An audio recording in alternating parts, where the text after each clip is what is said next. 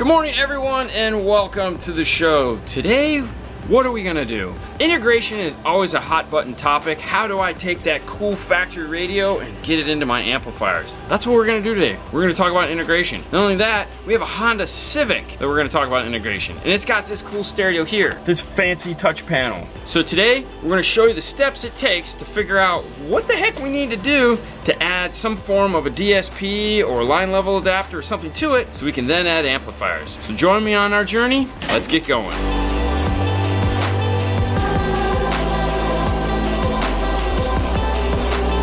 Now, anytime you're gonna do any form of integration into the radio, you wanna pull the radio out of the dash. That is, unless you're just gonna do something simple like add a basic high level to low level to add some subwoofers, you can tap that in the rear. We're not doing that with this car. We need to do full integration. We have a highs amp, we have a sub amp, so we need everything. This tutorial will work on any car. It just so happens that it's a Civic. You can use these techniques on any car. Let's get the radio out of the dash. If you do have this particular Honda, to get this out, there's two screws that are in the pocket here that removes the pocket. There's two screws on the bottom here, and then there's two screws up here that hold the radio in. Once those are out, this will go ahead and come out. If you need help getting your particular radio out, you can go to sites like pack-audio.com or metroonline.com, search for the dash kit for your car, and those instructions will be there, and they'll show you how to get your radio out. Now, anytime you take a radio out of the dash, it's always nice to have a towel or some cloth around, because you're gonna have to pull this out, lean it forward, and unplug a bunch of harnesses. You don't wanna scratch any of the plastics around it.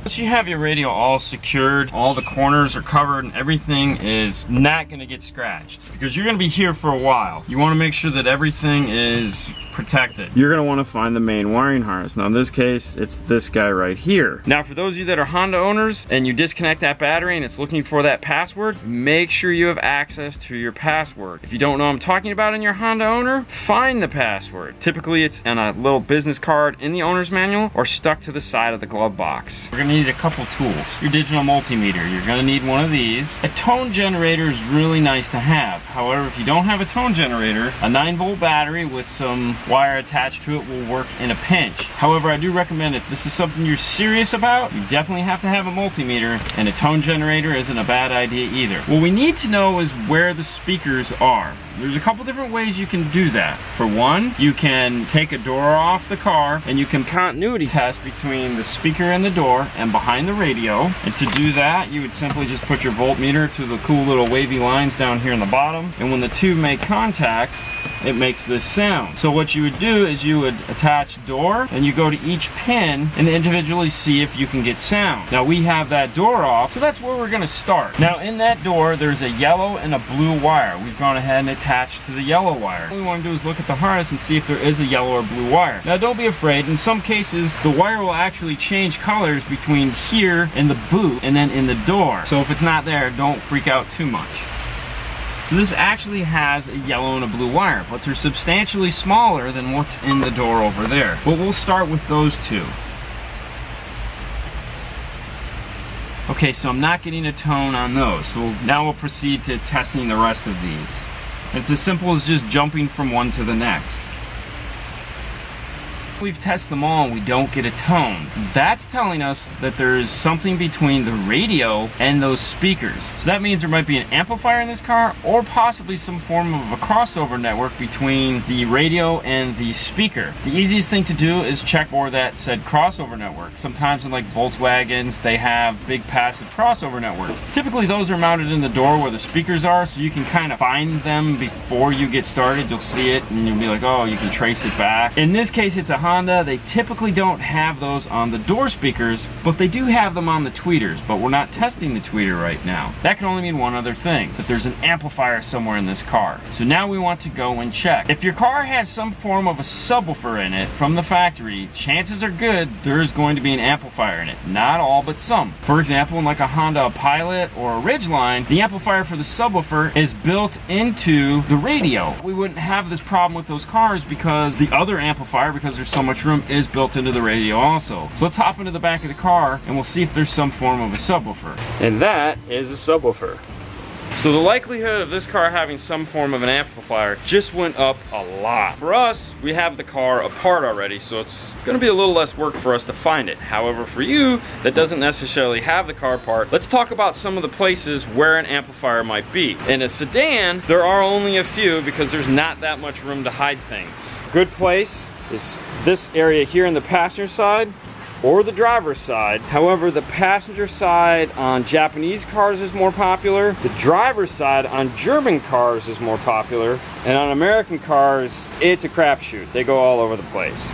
Another real popular place is in this kick panel. There's a couple of Dodges and Chryslers that have them there. And then up here tucked into the glove box area, Lexus likes to go up in this area. Some Audis have like a radio in the dash here. Toyota loves to go underneath the passenger seat. And then on the driver's side, which is a big one for Chrysler, Jeep, Dodge, they like to go right here where that fuse box is. They'll put an amplifier up into the dash. Now Honda typically will put their amplifiers over there or here next to the radio. What we want to do is check in that general area because we've already got the back of the car apart for the install we're doing, so we can see that it's not there. The seats in this car are smashed to the floor, so the likelihood of it being there is thin. And there again, we've already taken out the glove box. You can see that it's not there. That just leaves next to the radio in the driver's compartment. To identify the amplifier, there's typically one sign, and that is the heatsink. Amplifiers are going to have some form of a heatsink. That's not to say that other products in the car aren't gonna have a heat sink, because some do. When you're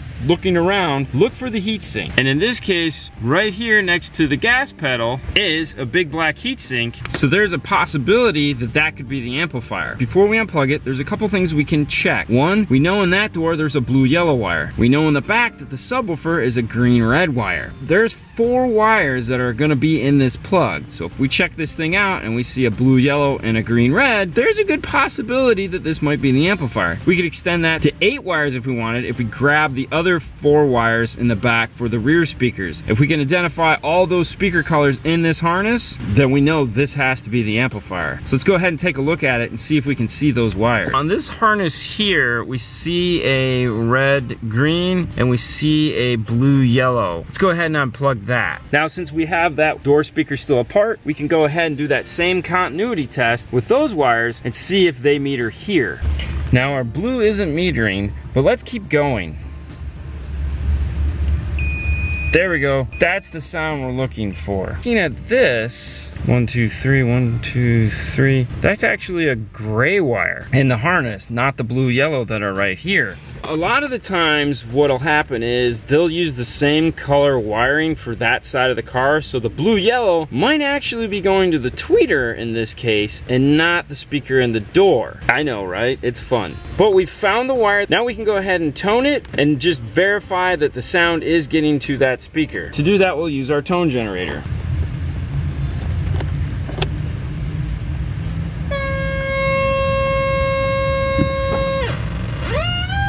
So that sound we're hearing is that speaker. Now you can do the same continuity test to figure out which other wire. So we tested on the top and we found that it was the gray, and then we tested on the bottom. Now we can go through and we can test all the wires. So the first 2 wires here up are gonna be the tweeter. That's gonna be the driver's door, the passenger door, the tweeter, a rear speaker, another rear speaker, and the subwoofer. So this one harness has all the speaker wires in it. We know a couple things now. We know that there is a dedicated tweeter wire. We know there's a dedicated mid-range wire. There's a sub wire. There's rear wires. What we want to do is figure out their polarity, meaning which of these wires is positive and negative. The easy way to do that is with some form of a polarity tester. If you don't have one of those, you can take your battery. There's a positive, there's a negative. Put the red on the positive, the black on the negative. And as you're tapping, if it moves out, you have red and black correctly. If it moves in, you have red and black wrong. Look on the other side of the harness to see which 2 wires were there, and that'll tell you which ones are positive and negative. And then repeat that for all of the speakers. Where you're gonna run into a problem is on the tweeter. You might not be able to see it move with your naked eye. For that, I do strongly recommend some form of polarity tester. You can still pop it with a battery and use some form of a handheld polarity tester because it is metering it. However, you can get something like this, a PT9A, that will do both. It has a microphone in the end, as well as generates power.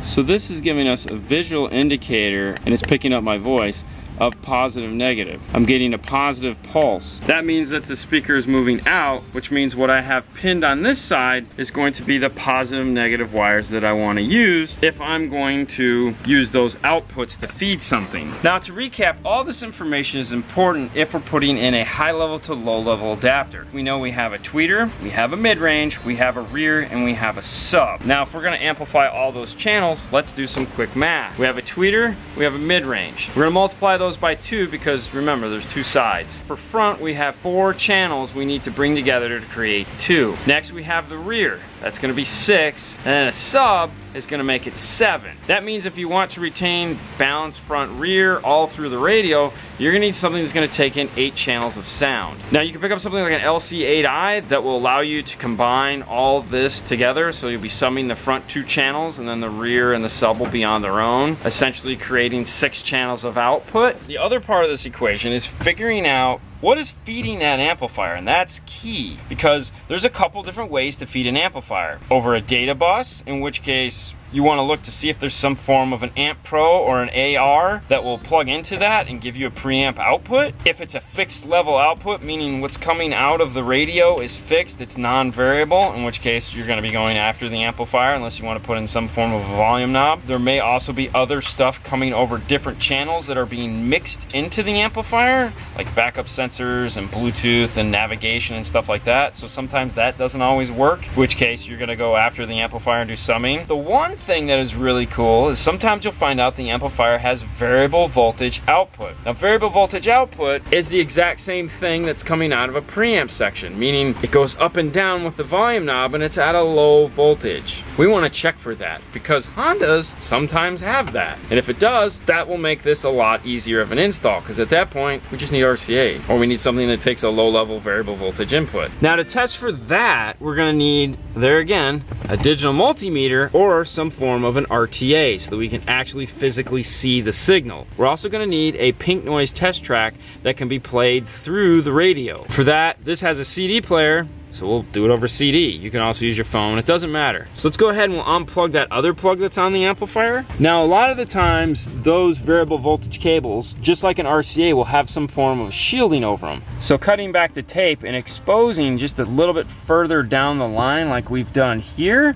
we can see which ones are our twisted pairs. And there's 4 of them, which is really getting to be a better and better sign of what we're looking for. So we have a pink noise track playing here. Volume control is right there. We're going to come in here and grab our first pair of wires, plug in. We'll use the RTA first because it gives us a really good graphical representation of what we want to see. Put the volume up, we can see that it increases.